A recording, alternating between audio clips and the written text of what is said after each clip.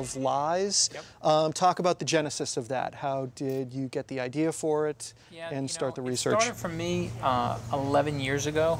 11 years ago I went in to my editor. I was going to pitch the follow-up to my first novel, and I said I want to pitch a modern-day thriller using the story Cain Abel. And he said to me, "You're an idiot." And I was like, "Why?" And he basically was like, "We're marketing you as John Grisham. You're writing legal thrillers. You're doing this kind of stuff. Why are you going to go do something supernatural or any kooky thing like that?" And I had this moment where I could either stand up for myself and be strong or cave. And I caved faster than anyone in the history of caving of all time because, I barely paid off my student loans from Michigan. I wasn't going to risk it all right there. Well, the idea that you had for the story then, right. How similar was it to what the book ultimately became? Or was it more... it wasn't. It actually is not the same. It was completely different.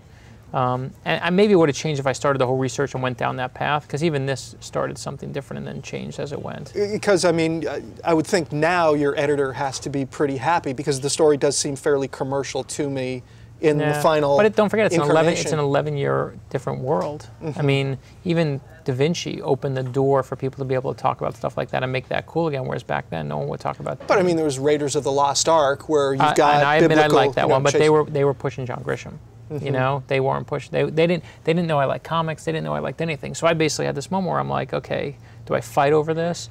And it wasn't a big to do. It was just more like, you know what, I got another idea too. I'll do that. And so it just went away. It wasn't like I wish I could throw the table over and say I'm out of here. But at the time, did you think it would be commercial and you sort of caved, or did you feel that? I know you didn't have it fleshed out, but did you feel like, hey, this could be a seller, or did you feel like it might be something indulgent that you wanted to do for yourself at the time? My editor, when he edits me, he once put in the margin, "I'm so bored right now, I want to put a gun in my mouth." He holds back a little bit sometimes, but he gave me that kind of reaction, and at the end of the day, this is the guy who's going to do the marketing, who's going to do the push, who's going to say, I want this out, what he's going to put behind it. I'm a brand new guy with, college debt and law school debt. And, when he gave me that kind of venomous reaction, I just was like, you know what? I got another idea for you. What about this one?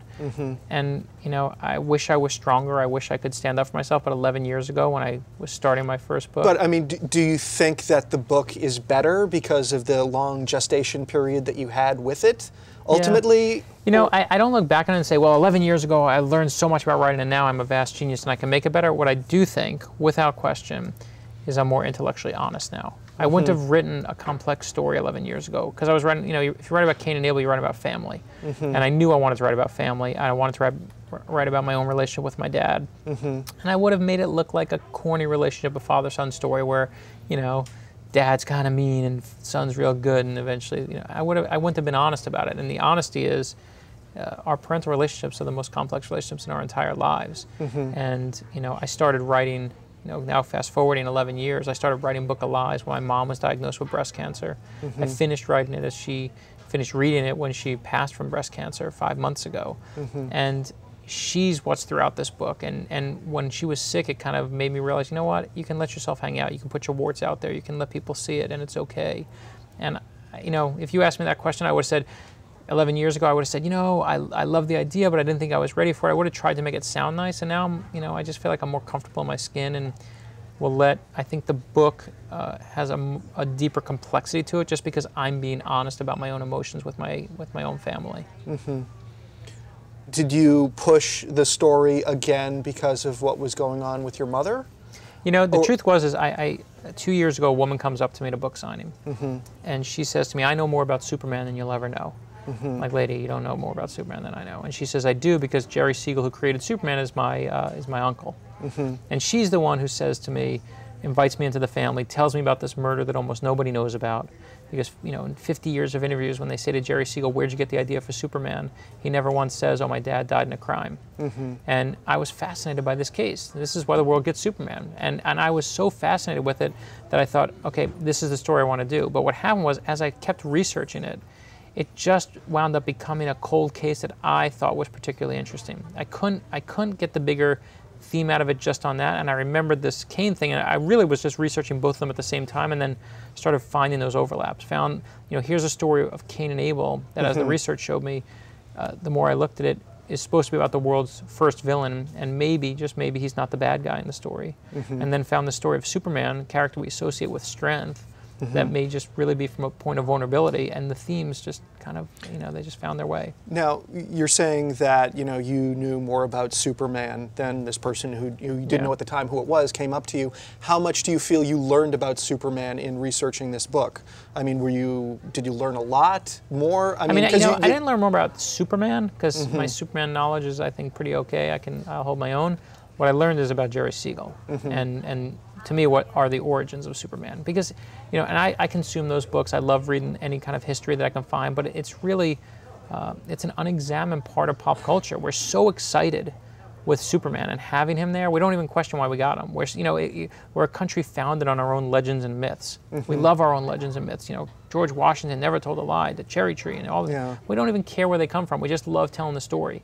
And America's created on myths, but we never want to stop and question them. So, but I mean, the whole origin of Superman and how he came about, and you learn in the book, much about that, about the 2 books that never saw publication. Did you know all that beforehand? I didn't know that. No, I didn't know any of that. I'd heard about the first one, just because I remember hearing that he was a villain in the very first appearance of Superman, and I thought that was cool, and it just stuck in my head. But I just didn't register that in the second version of Superman, where Superman for the first time is portrayed as a hero, he's actually stopping a robbery, the same crime that kills Jerry Siegel's father. And it wasn't until I really stopped and said, wait a minute, did no one put this together? Is no one looking at this? And you look, and the research done on it actually, dates change, depends what books you read. Some say that's in 1934, whether it's 33, whether it's 32. And again, it just hasn't been put under the microscope. Even the book that it is in that talks about his death for the first time, Jerry Siegel's father, the whole case is about this much space. I mean, it's literally like 4 or 5 lines, and that's the extent of the writing on it. Nothing.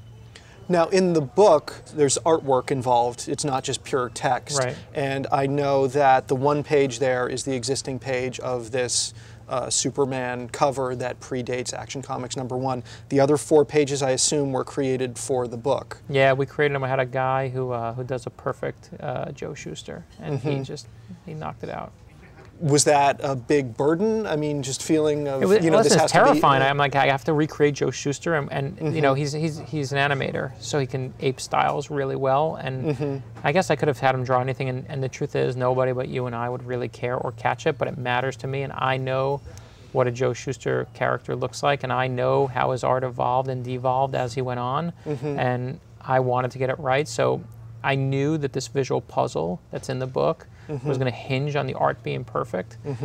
So we went through versions of it, and the first versions he did, I didn't really like the little kid he did. I just felt like it seemed like it was too Little Orphan Annie, not enough Joe Shuster, and he adjusted, and we perfected and tried to get it right. How much of a struggle was it to put that puzzle together? I mean, in writing, it seems like a big part of these thrillers is coming up with clues where the person that you're looking for isn't being an idiot for leaving the clue, and the hero is smart for figuring it out. And that seems like a tough balance, even more so when you're dealing with visual puzzles like that. I always knew what the puzzle was going to be. Before I started writing, I worked at Games Magazine, puzzle and gaming magazine. And I admittedly, I was like their classified ad lowest guy and the totem pole guy, but I loved that magazine. And I love those puzzles, and I love doing them. So I went to them and said, here's what I want to do. Do you think we can do it? They actually added a couple other things to the puzzle in terms of the outside letters. I always knew what the middle was going to be, and I said, this is what I want it to be. It just takes a little time. You give your time to it, you'll come up with something hopefully good.